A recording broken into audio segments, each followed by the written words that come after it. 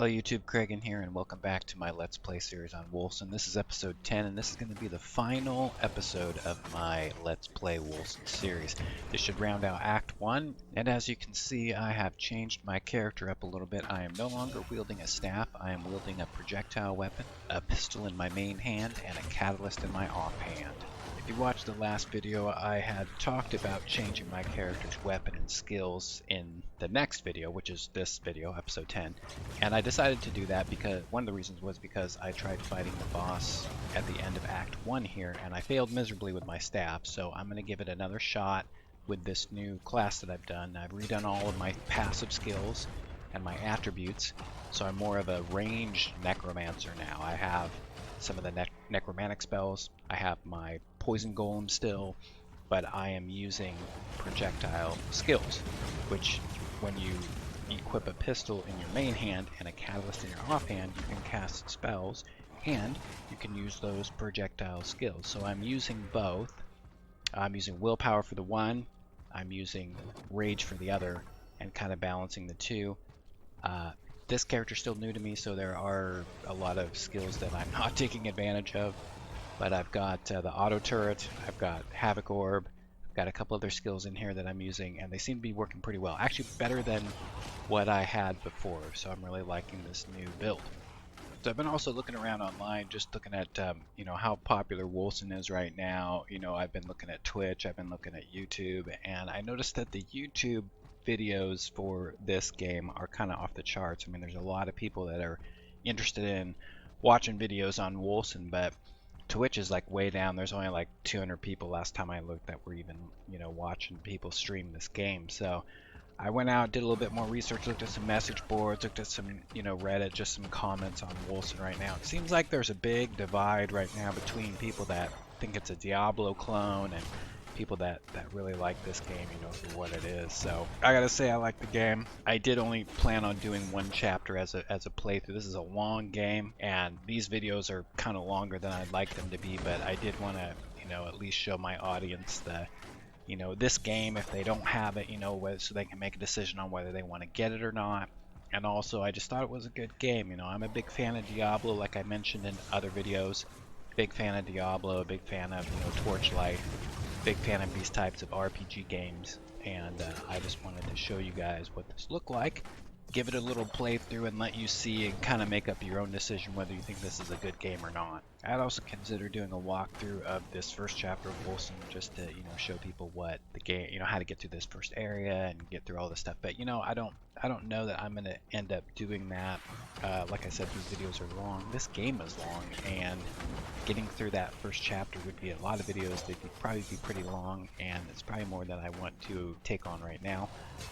I might look at doing that in the future, but for now, this is going to be the last video in this series, and then I'm going to start working on my series for Badlands 3, which I don't know if any of you guys have seen yet, but it's a great game. I'm really excited to do some videos on that, so that's going to be my next project here. I'm also going to do a review on that and Wolcen, just to give you my opinion on how good this game is and what I like, what I don't like. There are a lot of elements of this game that remind me of Diablo, and I don't know how many of you watching this have played Diablo, but it's definitely, I can see similarities between this game and that game, and a lot of the other games too, Grim Dawn and the other good games out there that are like this one. So for this character, basically, like I said before, I have been switching to a ranged character. Still getting the hang of things, still trying to, efficiently bounce back and forth between willpower and rage. There's a number of times that I have too much of one or the other, and I'm not hitting the right skills. So I am still in the course of practicing this new build and trying to get used to it. So you're probably going to see a lot of errors in the gameplay while I play through this to the boss. But we're going to be, at the end of this video, we're going to go through all three stages of the first boss in Act 1. The ending boss for Act 1.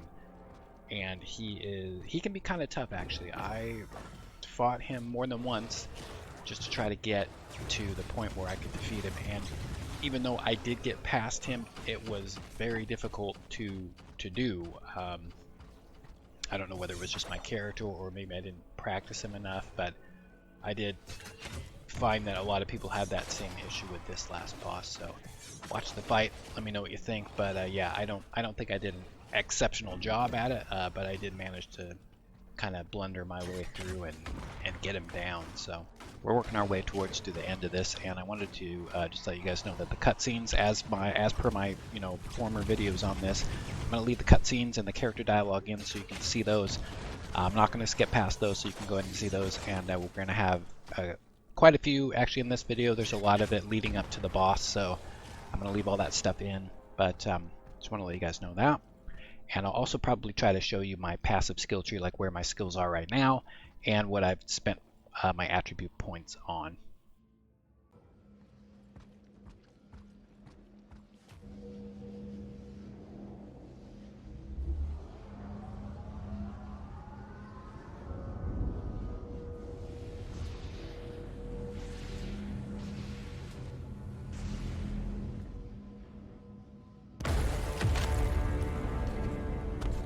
He's here!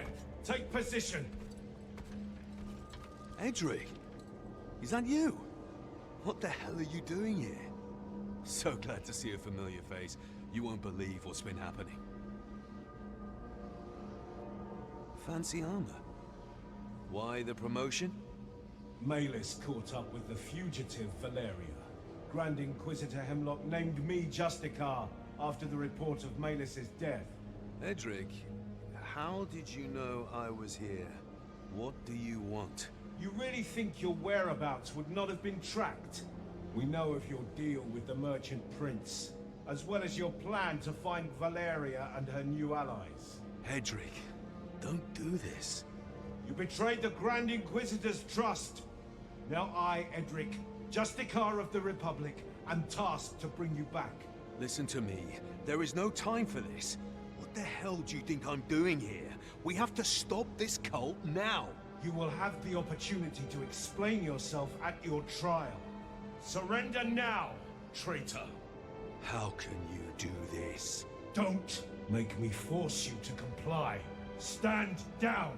I can't surrender, brother. And I won't. There is too much at stake here. So be it.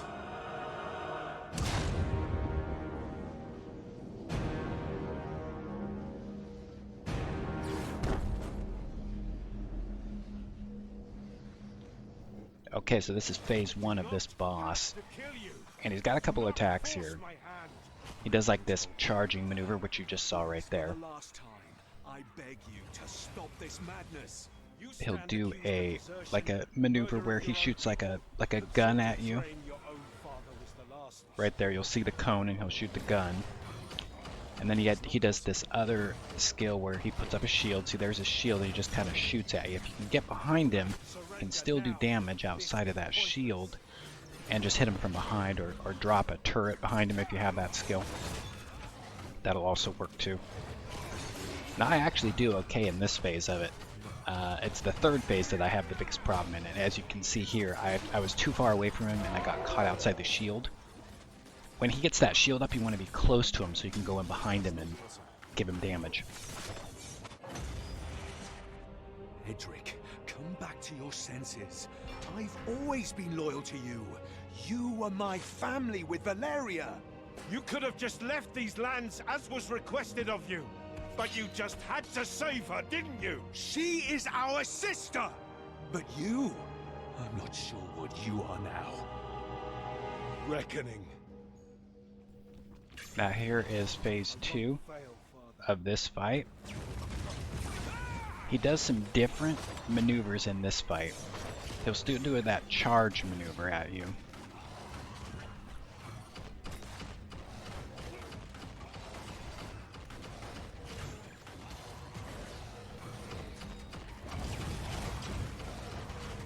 And he'll do this cone, which you just saw part of it there. He actually covers he'll do it in 360 degrees, but he'll do like one cone at a time. I'll show you here in a minute.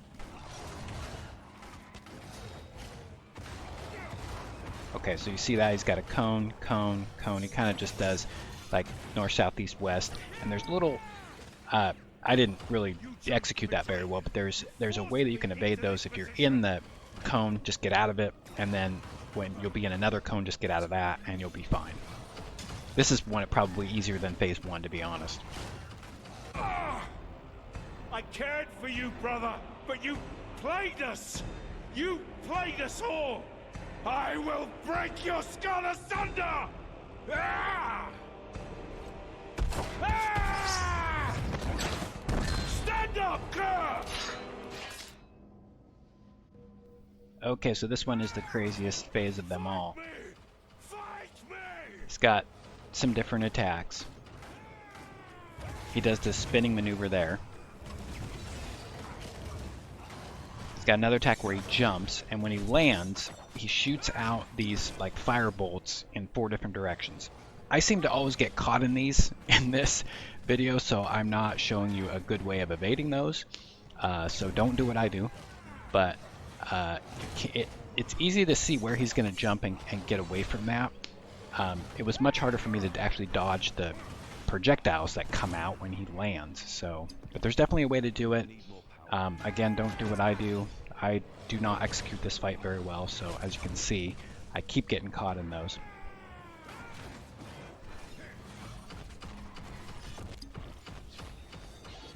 Now he'll do this maneuver where he goes into shields and there's all these like bombs exploding around. Now you can stay away from those, and at the end of this he does a little AoE that goes out across the entire map. Now what I tried to do is I tried to use a skill that you get, or a modification that you get on your Phantom Blade, that allows you to teleport to where the blade is. I thought if I could teleport from one side of that AoE to the other, that I wouldn't get damaged. And I think later on in this fight I actually managed to do it, but it's tricky and it was hard for me to time very well, and I ended up getting caught in that AoE a lot. So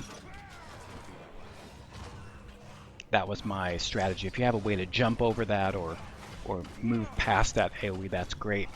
One other thing I wanted to mention, in story mode, he actually doesn't do that AoE. So if you're having too much trouble with this boss fight, you can switch the game to story mode, which gives you easier combat, and you'll definitely be able to get past this boss. He's really easy in story mode. Okay, so here he goes again. At about 50% health, he's going to do this again. So you just run around, watch out for those. And then you got the AoE that comes out. Now right there, I actually got past it. I had to hit the mouse button twice so that I teleported to where my Phantom Blade was, and then I was able to, avoid that damage. Because that AoE does a lot of damage. It can actually take you out. I mean, completely take you out of the fight.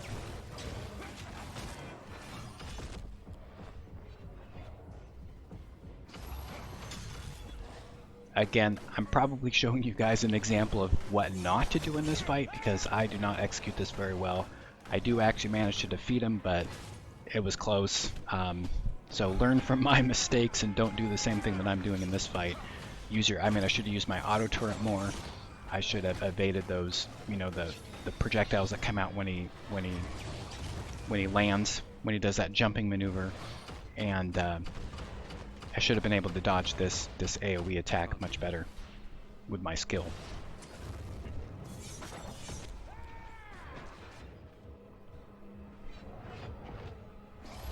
Right here, the video kind of seizes up a little bit.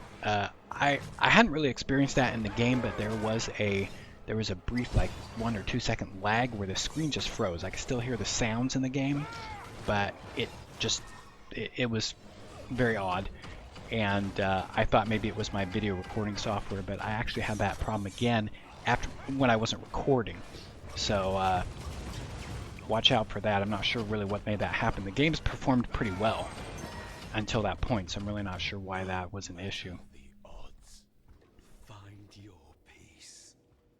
So we got him down. There's going to be a lot of NPC commentary and cutscenes here, so I'll just let those run.